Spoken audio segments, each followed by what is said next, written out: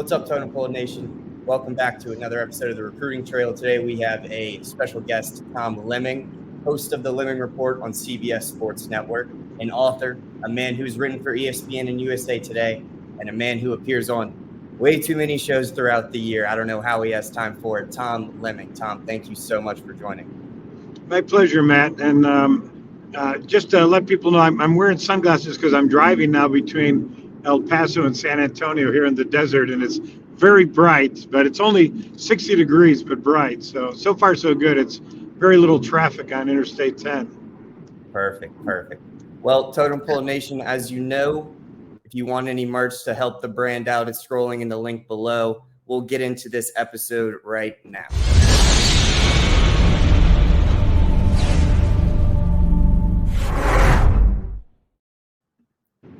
All right. Thanks again for joining. I kind of wanted to start at the beginning because obviously whenever you're interviewing a guy who has his own Wikipedia page, there's really a lot of stuff already out there, you know? So I wanted to get a little bit more into the details of some of it. Takes a quick Google search, obviously, to know that you got your start in like 1978, scouting high school prospects. Starting with a, high school newspaper. What my question would be, what made you want to go into the scouting world as opposed to, like the traditional cookie cutter covering of games and things of that nature? I just kind of fell into it. I always a fan. I actually played baseball my whole life and actually tried to get a job with the Chicago Cubs, but they told me back then it was more nepotism than anything else. That's why they hadn't won for 100 years. But so I decided then, and I was traveling around the world. I never went to college. As soon as I got out of high school, I worked as a printer to save money up to travel. I was in the pyramids in Egypt, spent a couple of months in the Kremlin during communist Russia, which is sort of a lot of museums inside the Kremlin. Traveled all over the world, and then I came back and figured I needed to get a legit job, and so didn't work out. I did try to work with the Cubs, try to start from the bottom, but then my sister worked for a newspaper in the Chicago area, and they hired me as a stringer covering high school football games. And when I noticed that most of the fans didn't care about the game, they cared about the top players in the game and where they were going. In Chicago, it's always Notre Dame, Michigan, or Illinois. And I thought maybe it'd be a good idea because back in the 70s, there was people followed recruiting, but there really wasn't any national stuff. There was Parade magazine would name 40 guys or so, and the rest of the country was more just regional. And so I wanted to do something different. I wanted to travel around the country and interview all the top players in person. And it worked out great. And I loved it. I love travel, which I now combine travel with history, with football, and it's always worked out great. So I enjoy it, and that was over 45 years ago. So it's still going on. I'm still driving right now. I'm going through an inspection station here. I think right outside because we're near the border here in Mexico. On Interstate 10, but I'll keep going and unless they arrest me. So it's kind of fun. That'll be good, have it on camera. So, but anyway, yeah, that's how I got started, Matt. I started driving, but back in those days, I didn't have any money. I would actually sleep in my car every other day or 2 out of every 3 days, and finally get a hotel so I could take a shower and get a good night's sleep. But I had a intrepid spirit. I wanted to visit every place and go see everybody nationally and cover things. So yeah. I enjoy it, and I still enjoy it now. I could fly to New York and when I was doing the show, but the rest of the time I'll just drive all 48 states here. I'll go to Hawaii every few years. I went to Alaska once, but haven't seen a real good football player up there, so there's no need to go back. Right. So far so good, and I enjoy the travel part, and I enjoy meeting new people. And I stopped in the Guadalupe Mountains the other day and just did a little sightseeing tour, walk through the desert, and it worked out great. Beautiful. So there's a guy here with a dog smelling, so I don't know if it's the dog smelling cars. I'm gonna let him smell my car here. Okay. Oh man, this is an interview first for me for sure. Yeah, look, I'll turn it over to you there. See there? Yes, sir. And there was a guy, he'd look at it, and he'd go through the inspection here. So I think they're just checking for people, the dog smelling. I don't think it's drugs, although it could be. Maybe, they're bringing, the dog was smelling the trunk and everything else. So it could have been drugs or people. But anyway, that's part of my travels nationally. I Yes, take sir. Interstate 10 a lot, and I do see a lot of crazy things going on. Unfortunately, I've seen a lot of accidents and a lot of ambulances coming to pick people up over the years because I drive, like I said, I drive the whole country, and you'll see things that you don't really want to see. But for the most part, I really enjoy it. I enjoy the history and meeting every top player from Dan Marino back in '78, along with John Elway and Eric Dickerson, to Arch Manning last year, the top player in the country, who's now at Texas. So it goes on, and I haven't lost my enthusiasm for it, and that's why I keep driving the country in between shows. Yeah, perfect. Well, that was going to lead into, the next question I had. You obviously have a docket of very impressive names that you could list off as guys you've interviewed and stuff. I was wondering if you ever maintain relationships with any of those players, like past just that interview process. Normally, no. They'll always, if they have a son years later, now grandchildren. Marcus Dupree called me up about his grandson. And Marcus was back in 1981 when I saw him down in Philadelphia, Mississippi. But namely, their sons. And I'll visit, I do group gatherings, and I was at the Notre Dame USC game, and I was there with Urban Meyer. I had seen Urban, I met in the 80s when he was a graduate assistant for Earl Bruce at Ohio State. Back throughout the 80s and 90s, just about every coach in the country came to my house to watch film for nothing. I just would have 2 TV monitors. VHS tapes were now starting to become big, and I had boxes full of them for my national travels. So coaches in the whole month of May or late April too would come over to watch film, and then they came back in December to watch film. So, Sean Payton, Nick Saban, Urban Meyer, Marv Lewis, Lovie Smith, they all came to my house to watch film, and worked out great for me. I could pick their brains and get sort of a collective opinion on who the top players are, and I still use that. Sean Payton's now with the Broncos, but when he was with the Saints, he let me use their facilities, and I had everybody in Louisiana meet at his facilities every year, all the top players. Saved me a lot of going from school to school, which I normally do around the country. And I'll probably be using his Denver Bronco facilities now to get everybody in Colorado there. And I've done Bill Parcells when he was with the Cowboys, let me use his facilities, and on and on. The 49ers. It always worked out good to have friends that used to come over to the house to watch film. So they always, to repay me, they'd let me use their facilities once they became head coaches in college or in more likely the pros. Damn. So the docket gets bigger and bigger the more we talk. That's very impressive. Very cool. So, obviously we've talked about it. You travel each and every year, hundreds of people you're talking to. During the interview process and not the on-field evaluation, what are you trying to see or find in the prospects as you're talking to them? I think that's the key, because everybody can talk to the kids on the phone. I like to see them in person for 2 reasons. See if they're the size they say they are. A lot of kids exaggerate their size. Second reason is see how important football is. Is it a means to an end, or is their heart completely into football? You have to have a great work ethic to be a great football player, because it's a lot more difficult to practice football than, say, baseball or basketball, which it's fun to practice those 2 sports. So I think you do have to have a love for it. And that's what I try to get out of the ball player, how important football is to you. Some player, a good number of the players in college football, academics mean nothing. It's all football. And that's what you're kind of looking for. You like to see them both.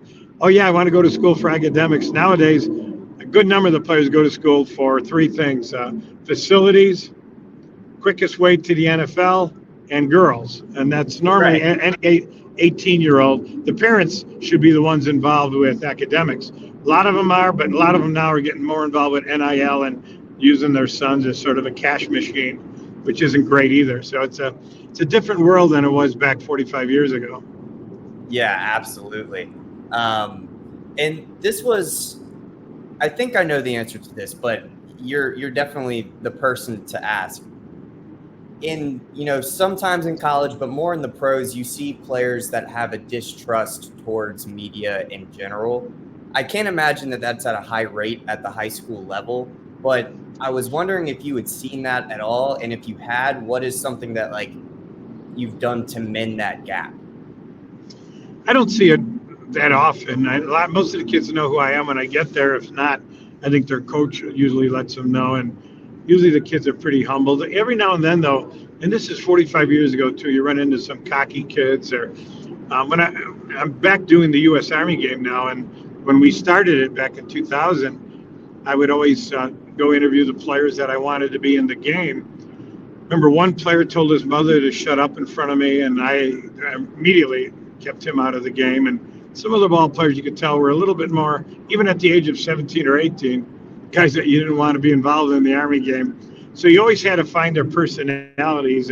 But there's always been, you take it away from being a bad kid or just being kind of a confident, cocky kid, which a lot of them are. We're dealing with the best players in the country. Some are grounded, many other are very immature, and they love this social media platforms now. So they'll use that, and they build themselves up, not realizing that they're good high school players, but we don't know how good they're going to be in college once they go up against people of their own size and their own speed and their own athletic ability. So, but to be honest with you, I haven't seen that much of a change 45 years. There were cocky guys back then, they're cocky guys now, but the majority of them are pretty respectful and kids that enjoy being interviewed, especially at that age. Yeah, for sure. For sure. Last kind of travel question I have here. Obviously, 45 years and going. What are stops during your yearly trek that you just look forward to, no matter, like, regardless of if they've got the number one player this year or not, you just look forward to going to this place? Well, that's easy. Being a history buff, I'm heading towards San Antonio. I'll be there tomorrow. And I love San Antonio with the Alamo and San Right. Fernando Church and all the history that San Antonio has. Boston, same thing. I've walked the Freedom Trail several times. And nowadays I'll pick little parts, maybe going to Lexington and Concord or just heading down to downtown Boston, where there's a ton of history too. And I love seeing that. So traveling, I have a million places like that. I go to Virginia. I'm a Civil War buff, and a lot of the battlefields are in Virginia. And I've gone there. Matter of fact, I was at Bull Run in Manassas last year, and I took sort of a tour, but then one of the Rangers recognized me from television and started talking about his school, which was Virginia. So then he took me on a private tour. So there's a perk that you can get every now and then if people like football, and I love that. So we went on a private tour in Bull Run, and I got to learn a lot more about the battle and about Stonewall Jackson and the Civil War. So I love that. And you could just, Washington, D.C. has a ton of history. And when I go there, a lot of times I've stayed at the Willard, where Abraham Lincoln stayed right before he became president. And you could walk from there to Ford's Theater or across to the Peterson House where he passed away. A lot of places in D.C. that's great. So I have a ton of those kind of places that I love seeing. And like I said, tomorrow I'll be San Antonio. I've got to do interviews around the city, but I'll probably go and meet a buddy of mine on the Riverwalk and just talk about old times, because the Riverwalk in San Antonio is one of the great places nationally to enjoy, and that's why they have the bowl games down there in San Antonio. The people love being on the Riverwalk. I've seen a lot of alcoholics, usually around New Year's Eve, fall into the water. It's only 3 or 4 feet deep, and all you just yell down to them. They're drowning. Yell to them, just stand up. You'll be all right. Stand up. But they're New Year's Eve brings out sometimes the worst of people. No, I'm sure of it. A little bit of a shift here into more the scouting and evaluation community. You're obviously held in a very high regard. So this first question I'm asking for personal use in the future. I've made about 40 recruiting class videos since I've joined Totem Pole, and it's very rare that I don't have somebody in a comment underneath saying, you know, like, no, this guy's a 4-star, he's not a 3-star. This guy's ranked here, he's not ranked here, or whatever. And so it's come to the point where I just preface every video by saying my data is coming from 24/7 or On3 or, you know, Recruit Certified, one of those sites. I'm a little over getting all these comments, so I'm going to ask the man himself. What would you say is the most reliable source to use? You know, I started the star system 30-something years ago on my magazines, and I always tell people it could be used as a measuring stick, but don't take it as gospel. All these, you don't know how people evaluate. It's usually young guys evaluating high school ball players, and I was doing the same thing. Mike Gottfried was my partner on ESPN, but I knew him even before that as head coach at Pitt in Kansas. And Mike would have me come to his charity event for his daughter who had a learning disability in Mobile, Alabama. We did it for several years. It'd be Paul Feinbaum, Tim Brando, Kenny Stabler, myself, Mike, and Gil Brandt, the most famous scout of all. Started with the Cowboys in 1960. And I was picking his brain about how he scouted players and what he used. And this is back 1989, 1990. And he told me, well, I use an 8-star system, something I never heard of. So the next year, I think I used 8 stars in my magazine, which confused everyone. 5-star meant you were average. So the next year, I went to 2 stars. The next couple of years, 1-star meaning a Division I, 2-star meaning All-American, but it wasn't enough. So I used the hotels because the movies use 4 stars. I didn't think 4 was quite enough. So 5 stars with the movies around whenever Peyton Manning was coming out, he was that first year I used stars, 1992 or 93. And because I went on Eli Manning's show last year, and Eli was making fun of him being a 4-star, Peyton being a 5-star, but Peyton being number 2 behind Josh Booty. So it was a big thing. But it's you could use it as somewhat of a measuring stick. But if you're a fan, just take it as with a grain of salt. You can see how many mistakes everyone makes, but everyone wants to use a measuring stick on players. I would rather just go, even though I'm the one guilty of starting the stars, I'd rather just go by saying this guy is fantastic. He's a difference maker, is this and that. You don't want to number them because almost always they're wrong, if you notice. There's always guys better than the ones you gave 5 stars to, and then many 5 stars don't even make it. I would always say 50% of them probably don't make it. A 5-star means you could be a big NFL star also normally, and a lot of them just don't make that. But it's fun for the fans. You always wonder how they came to 5-star. You know how they come to it? And they'll probably deny it, but how many offers you have? You're not going to – I try to be different. I try to see guys as freshmen in high school, and this guy's going to be 5 stars, so I'll put out the 5 stars. Sometimes I'm right, sometimes I'm wrong. You'll never see a 5-star that doesn't have an offer from Alabama, Ohio State, USC, or Notre Dame, or Georgia. I mean, they have to be – if they get 5 stars, those schools have to offer them. And normally – the offers come way before the 5-star is given, 5th star is given, even the 4th star is given. So obviously, they rely an awful lot on the colleges offering the scholarship, unaware that a lot of times these colleges they'll offer 200-300 guys. It doesn't really mean that much. They only got 20. When it was in writing and meant more. Now that it's a verbal offer, it's in the wind as soon as it's said, and it's not held as gospel. So it's fun for the fans, but I always tell the fans, don't take it as gospel and take it as enjoyment. Everyone wants to rank guys, and they make a big deal out of it too. And I try not to when I rank guys because I don't want to be called on the carpet for being wrong too much. And everyone's wrong. It's just a way to do it now. And I remember one of the sites, this is years ago, they had Vince Young as number 4 or 5 player in the country. But after he started as a great freshman at Texas, they moved him up to number 1. Retrospectively, they changed their number. I'm going to start doing that. Yeah, that's I'm going to go back 10. I'm going to go back 10 years now and start who all made it in the NFL and then give them 5 stars. So right. It's always most of my stars are given as juniors in high school because my magazine comes out before their senior year.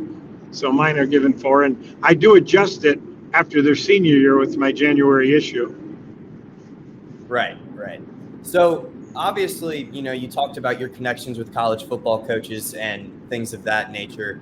And I would imagine you've had countless opportunities to move up when it comes to the level of football you are doing the scouting for. What about high school football is, just that special to you, to where 45 years later, you haven't lost that passion and you still have the drive to literally drive 48 states and interview all these players? Well, I have been offered jobs by colleges, but then that would restrict me from not seeing the players. Right. And then I'd also have to work for someone, which I don't like either. Because I know a lot of the one head coach wanted to hire me and then found out I didn't have a college degree and the school wouldn't bring me in. But I had gone through the whole process saying I wanted to take it anyway. And then the other schools I talked to, because these recruiting coordinators got a tough life. A lot of them, they get bounced after 2 years. I like being independent. I made enough money on television and the magazine and writing for Sporting News and USA Today and ESPN that I didn't have to worry about it. But I like doing what I do, and I like travel. I like being independent. I don't like anybody telling me what to do. And I'll go see whoever I want to see. And I am pretty driven. Since I work for myself, I don't have an ad agency or a big company that's behind me. I do it all myself. And when I, writing for CBS Sports Network, they didn't even have a website or anything like Twitter or anything else. I had to do everything on my own, and I still do. So I promote the magazine, and I'll promote the shows that I am doing. But for the most part, I've always been by myself, pretty independent, which I've really enjoyed. And as I said, I could take a day off and do sightseeing. Most of the time, I'll take a few hours off and do sightseeing. But I just believe I have the best job in the world.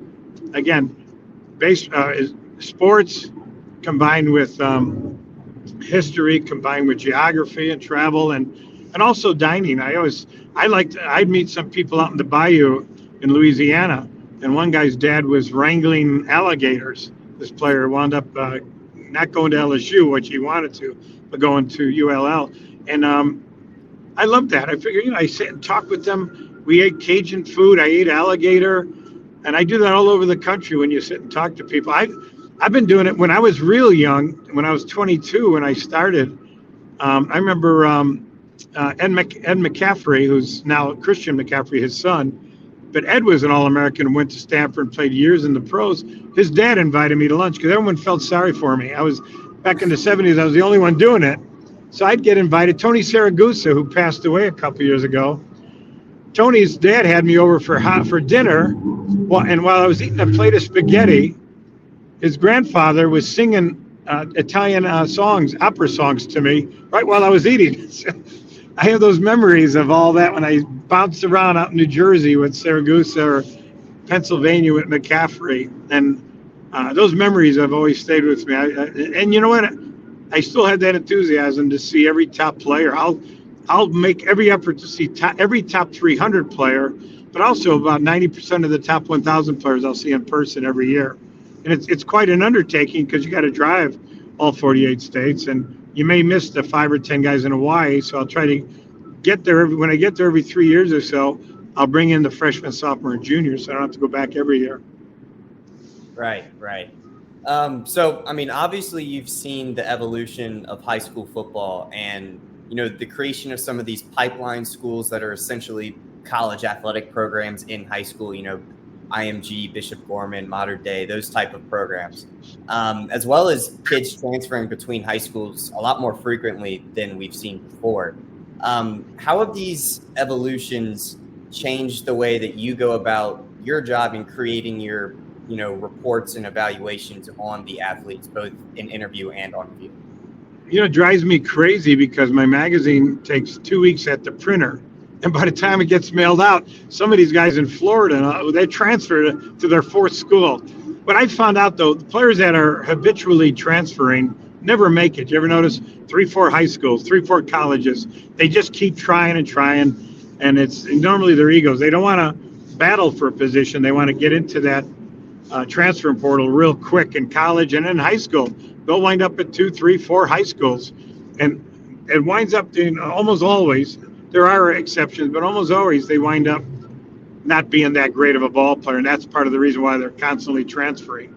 And that's been the portal has really look at this, thousands of guys in the portal now. A lot of quarterbacks who do not want to battle the starter for a position like they used to. They just want to be given the job, and that's why they're in the portal. And I don't think that's a good sign. And I don't know what we're trending towards in college football, but there's got to be things. I think NIL will eventually be.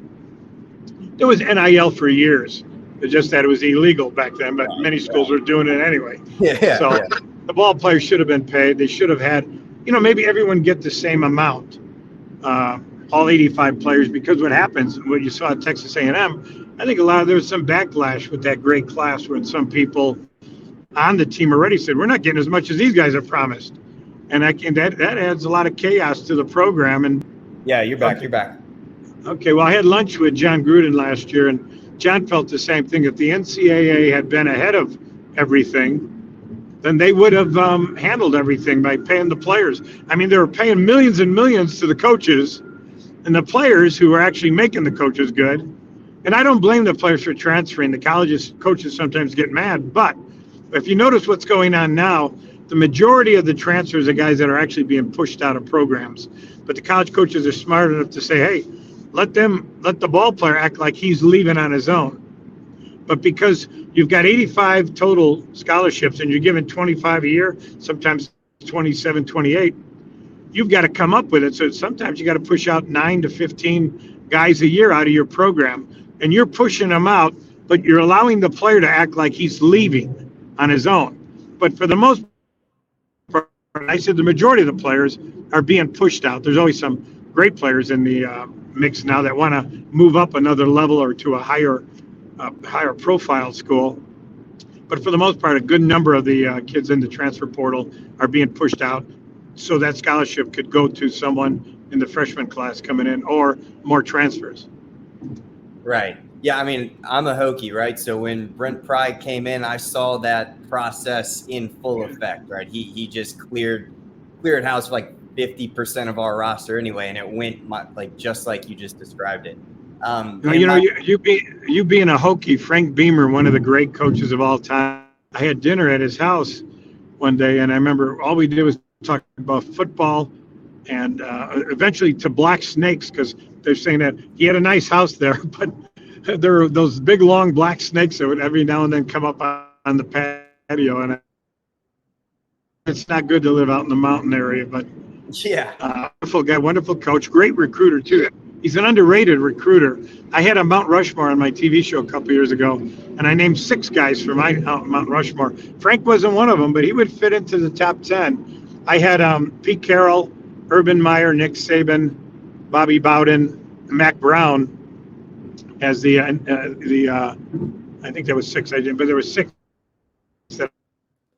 Yeah, that'd be pretty crazy. So through 10, Frank Beamer would have been one of them. Just one of them. I brought him in as my co-host the year he retired. He did 4 hours live with us for signing day. Wow, that's cool. I'll have to look that up and give that a watch. Sure. My next question, you kind of answered that already in the answer to the previous question.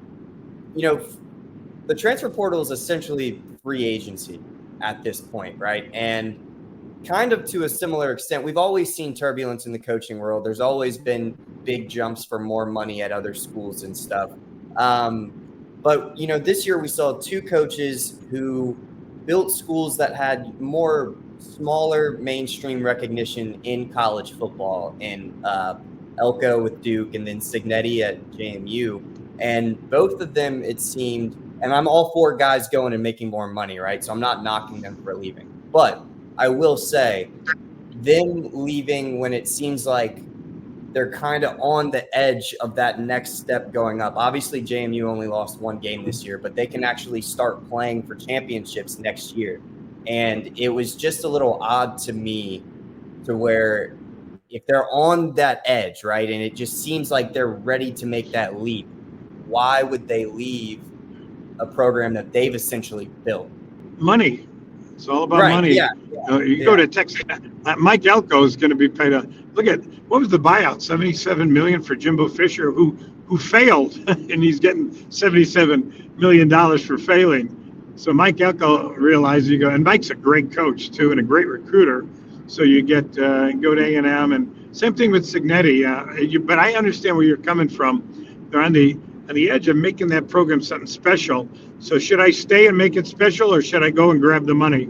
Like the ball players, the coaches do the same thing. They chastise their players for the money grab and leaving early for the NFL, but they themselves, when the opportunity arises, believe me, they're going to jump at it.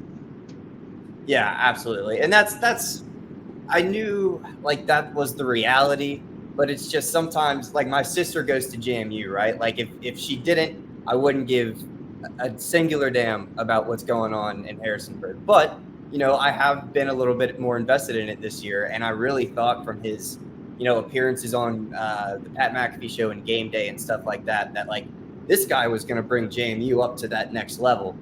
So it was just a little shocking to me, but I completely understand and had the same thoughts as to the why.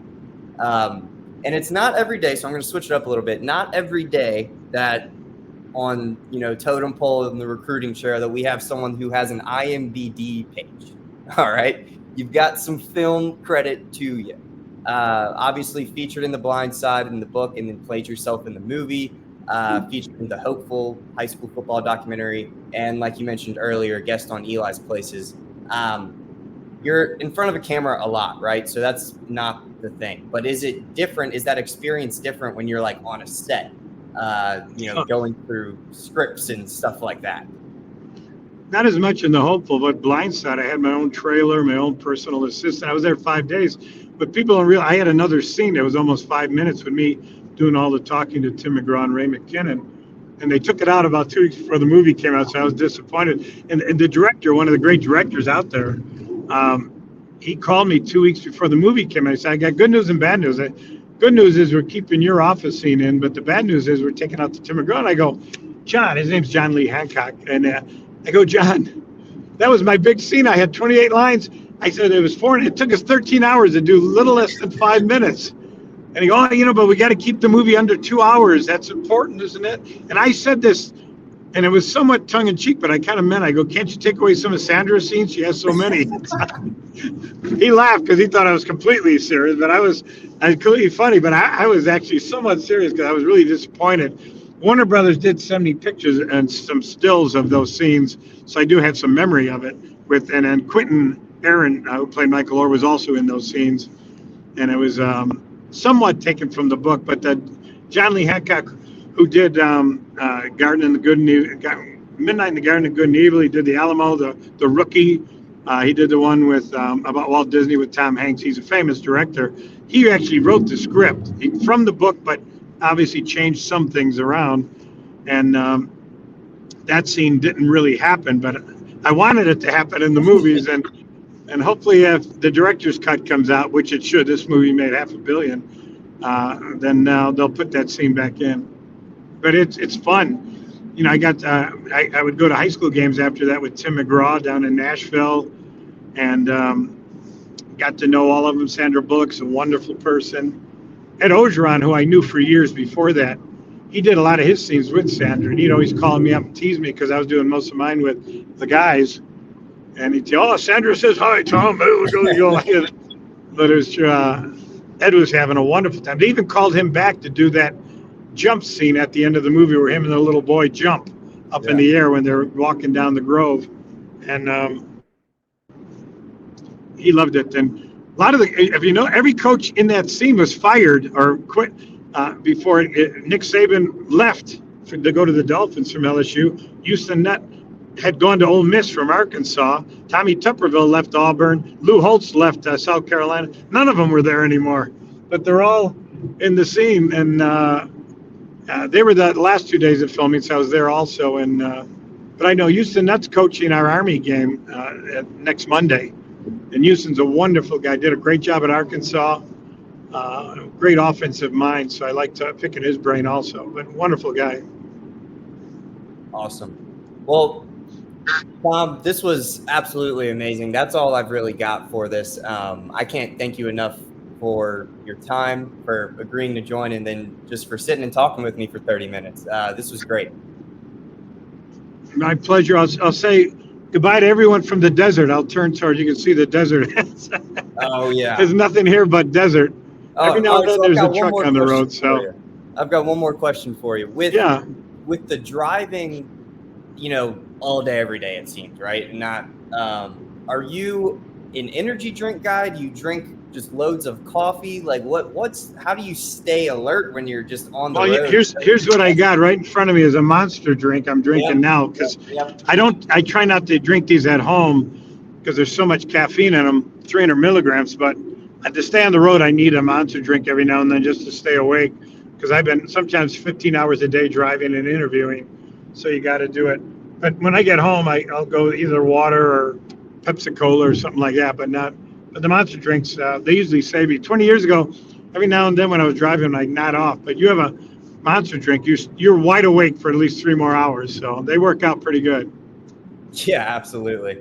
Well, Totem Pole Nation, this is the Recruiting Trail featuring Tom Lemming, excuse me. Thank you so much for watching. Make sure to like, comment, and subscribe.